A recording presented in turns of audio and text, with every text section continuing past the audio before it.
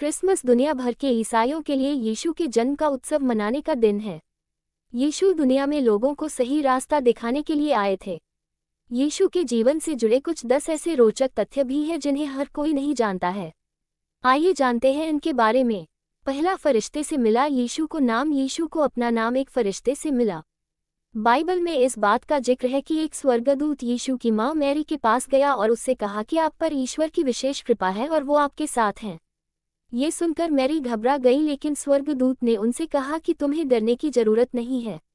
तुम एक बच्चे को जन्म दोगी जिसका नाम जीसस होगा। उसका राज्य कभी खत्म नहीं होगा। दूसरा, जीसस का सरनेम क्राइस्ट नहीं था। कई लोगों को लगता है कि क्राइस्ट जीसस का सरनेम है, लेकिन ऐसा नहीं है। पहली सदी में फिलिस्तीन में लोगों के सरनेम नहीं होते थे।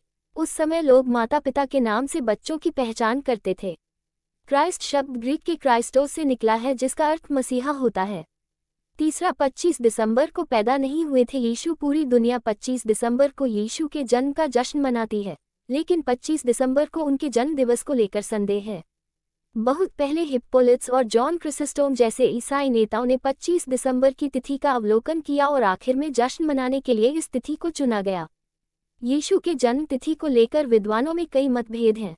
कुछ लोगों का कहना है कि यीशु ठंड में नहीं बल्कि पतझड़ के मौसम में पैदा हुए थे।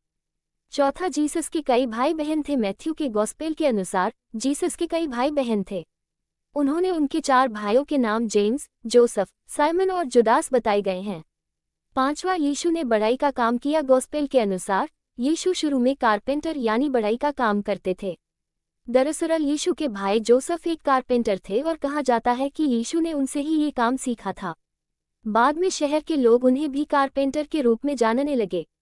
छठवां, यीशु दिखने में बहुत साधारण थे। वैसे तो यीशु की शारीरिक बनावट के बारे में ज़्यादा जानकारी नहीं है, लेकिन कहा जाता है कि वो बहुत साधारण नैन नक्श वाले थे।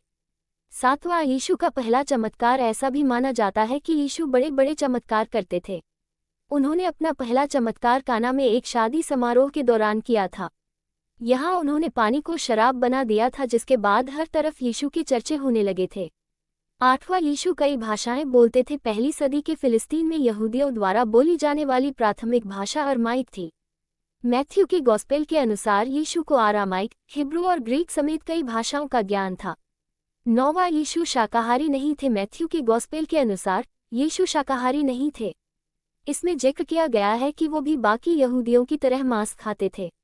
यीशु नियमित रूप से मछली खाते थे। 10वां, यीशु ने 40 दिनों तक उपवास किया। बाइबल के अनुसार यीशु ने 40 दिनों तक उपवास रखा था।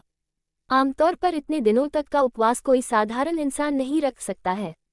आमीन।